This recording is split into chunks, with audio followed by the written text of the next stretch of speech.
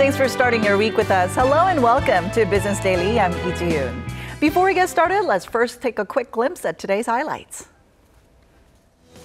As Korea continues its struggle to reform the labor market, the government is looking to evaluate and lay off underperforming workers at public institutions.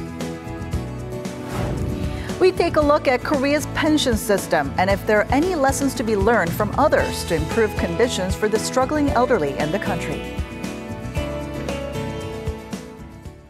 But first, Korea's foreign currency reserves inched up in September, reaching just over $368 billion, up $180 million from a month earlier. According to the Bank of Korea, the rise comes on the back of an increase in foreign currency deposits and gains from securities investments. The value of foreign reserves held in securities dipped from the previous month, while deposits gained $2 billion over the same period. Now, the latest tally puts the nation's foreign reserves back on the rise. After reaching a record high of nearly $375 billion in June, Korea's reserves fell for 2 consecutive months from July due to currency fluctuations. As of the end of August, Korea was the world's 7th largest holder of foreign reserves after China, Japan, Saudi Arabia, Switzerland, Taiwan, and Brazil. Korea's ratio of corporate profits to gross national income is the highest among OECD member countries. The results released by Justice Party Representative Park Won-seok on Monday indicate that the average corporate profit to GNI ratio was 25.19% between 2009 and 2013. Now, this is about 7 percentage points higher than the average of other OECD members at just over 18%. In 2000, the ratio was close to the OECD average at around 17%, but rose sharply thereafter, surpassing the 25% mark in 2010. Representative Park says Korea should raise corporate taxes, which are lower than the OECD average. Meanwhile, President Park Geun-hye said financial reform can no longer wait if the country wants to revitalize its economy. Chairing a meeting of her senior secretaries on Monday, the president said while the effects of financial reform may not be immediately felt, it is nonetheless the foundation of resuscitating Korea's ailing economy. She urged speedy implementation with a fresh approach by way of nurturing fintech, the medium of finance and technology, which includes fields like internet-only banks and crowdfunding. The president says such reforms should be carried out so that people can feel the effects and that their benefits and results should be widely promoted. The government is set to announce how it plans to evaluate and dismiss underperforming senior workers at public institutions. Now, the push is a follow-up measure to ongoing wage peak negotiations. Our Shin Se-min reports. The Finance Ministry is set to release guidelines for evaluating workers at public institutions and laying off underperforming senior workers before the year ends. The move is part of the government's normalization plan that aims to make it easier to fire employees that are not pulling their weight. The idea is to dismiss executives at public institutions that fail to produce substantial results over the course of 2 years.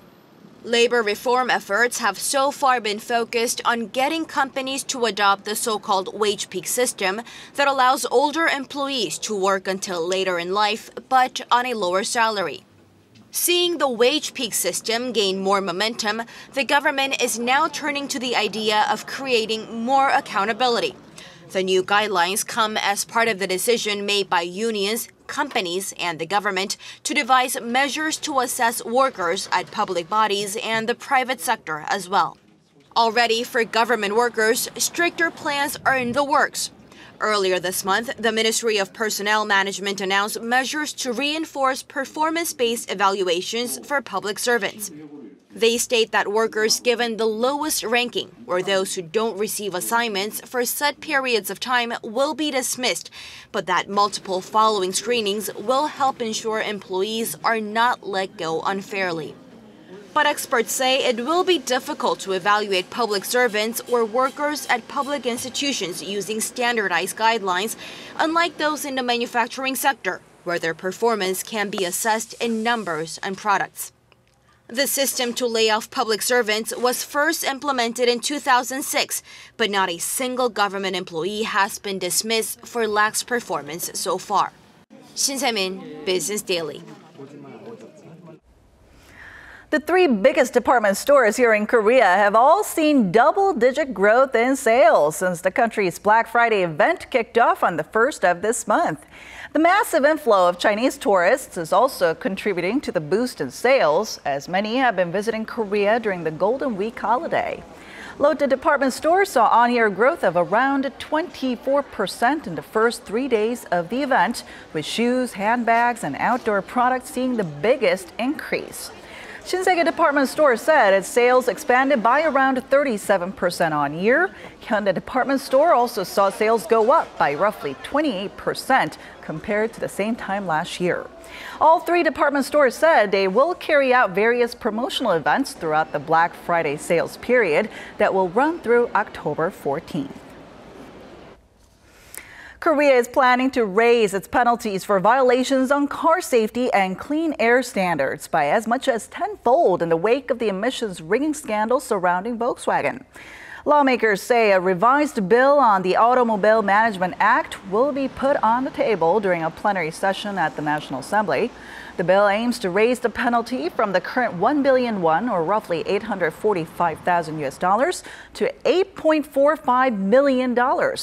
The bill is expected to pass as there's growing criticism that the current limit is too low and not effective. The bill was submitted last year when Hyundai Santa Fe and SsangYong's Corando Sport were reported to have inflated efficiency ratings. The penalty on environmental standard violations is also expected to be raised by the same amount. A revised bill on the Clean Air Conservation Act will be motioned this week to raise the fine by tenfold to just under $8.5 million.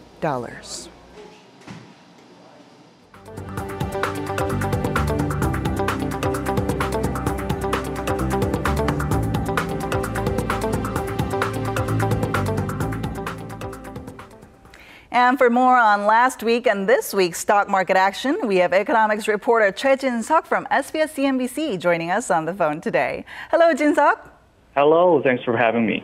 All right, so let's get started with an overview of how the Korean stock market closed last Friday. Okay, the Korean market ended with a quite mixed picture for the holiday shortened week. The Kospi was down 0.49% at close, just shy of the 1970 level, while the tech-weighted Kosdaq rose by 0.2%. The main difference was how foreign investors saw each market. Global investors dumped stocks worth 128 billion Korean won, or $109.1 million from the main exchange, but bought 33.3 billion Korean won, or $28.4 million on the Kosdaq. The share prices of Kospi Blue stocks, excluding Hyundai Mobis, SK Hynix, Amora Pacific, and Kia Motors, were all lower than the previous session. All right, let's turn our eyes to what happened across the stock market here in Korea today. Yeah, the Korean stock market kicked off the week on a positive note, with both the Kospi and Kosdaq up by 0.4 to 0.6%. Today's rally was much anticipated after the U.S. stock market finished its Friday session with a sharp rebound. The September employment report came in much weaker than expected, and it boosted expectations that the Federal Reserve, or the Fed, will delay raising interest rates later, perhaps even until next year. This positive market momentum continued in the domestic market too. However, after rising more than 1%, the market faded most of its early gains in the afternoon hours, mainly due to individual investors' profit-taking. Institutional investors were the only buyers on the market today, buying stocks worth more than 74 billion Korean won, or $63.1 million. Okay, then can you tell us about some major market events lined up for this week? Sure. In terms of global events, Korean investors definitely would want to keep a close eye on the September FOMC minutes, which will be released Thursday local time. Now remember, the U.S. Fed kept its near-zero interest rate during last month's meeting, and after the meeting, global stock markets struggled due to uncertainties surrounding the timing of the Fed's first rate hike in nearly a decade. That's why it would be a great opportunity to know what kind of conversation took place during that meeting. However, the Korean market will not react to the event right away since markets will be closed on Friday because a national holiday, the Korean Alphabet Day or Hangul Day, falls on that day. Therefore, the Korean equity market will have a little more time to digest the information and fluctuations that stem from it. Okay, with that in mind, the U.S. third quarter earnings season officially kicks off this week. What are some expectations surrounding that? Yeah, the Financial Times marked the significance of this earnings season with the headline, "Forget rates and payrolls, it's earnings that really matter." The U.S.'s Q3 earnings season will begin this Thursday with an aluminum company, Alcoa, followed by bank earnings next week. The expectations are still gloomy, though. According to a market research firm, FactSet, the estimated earnings decline is minus 5.1% year-on-year. If the index reports a decline in earnings for Q3, it will mark the first back-to-back quarters of earnings declines since 2009. However, market participants still expect companies to report better than expected earnings that can boost market confidence. In Korea, too, Q2 earnings season will kick off with Samsung Electronics earnings guidance on Wednesday. Definitely a big event for the domestic market, too. This has been Choi Jin-seok from SBS CNBC.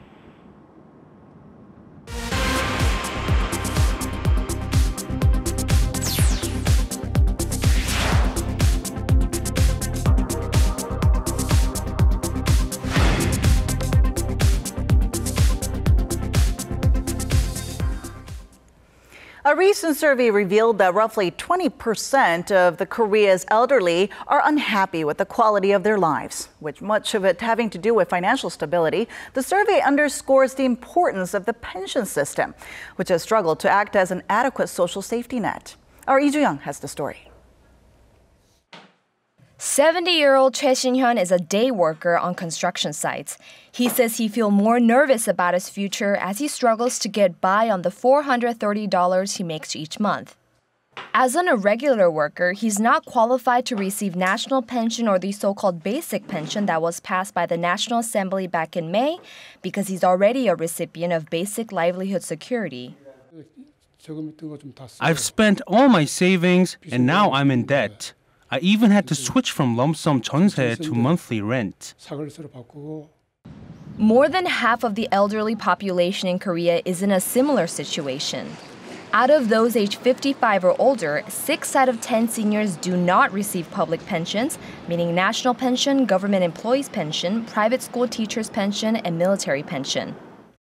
Even for those included in the other 40%, 50.6% receive between $85 to $200, well below the $525 mark, considered the minimum monthly cost of living in Korea.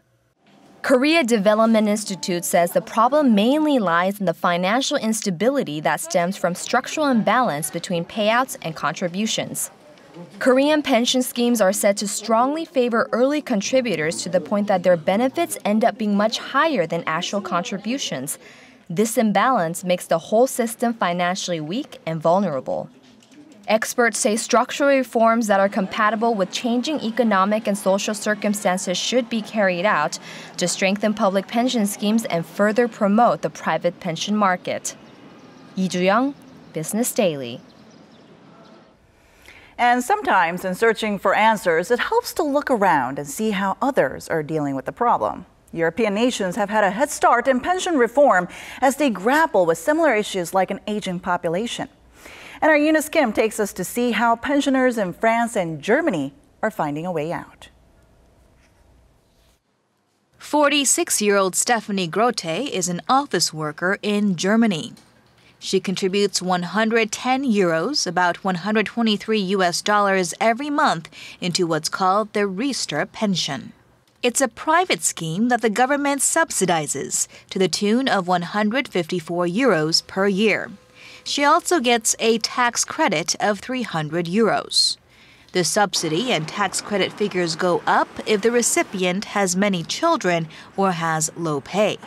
When she becomes 67 years old, Grote will receive 1,500 euros every month, or roughly $1,700 in combined public and private pensions. I joined the Riester pension because the government plan alone was insufficient. Facing an aging and shrinking populace, the German government changed its pension course in 2001, cutting its payout burden and filling the gap with offers from the private sector. This was also a way to enable people in the low-income bracket to independently prepare for retirement. Over in France, investing in financial products in preparation for retirement garners significant tax benefits. Tax benefit for the French investors or French savers is that you will not pay any tax on capital gain or interest income on your assets after 8 years of holding. They can also directly invest in stocks, funds, and bonds through their insurance plans. European policymakers are finding solutions in collaboration between the public and private spheres to ultimately lessen the individual's financial burden, points that perhaps bear lessons for Korea as it too heads toward an aging and shrinking population. Eunice Kim, Business Daily.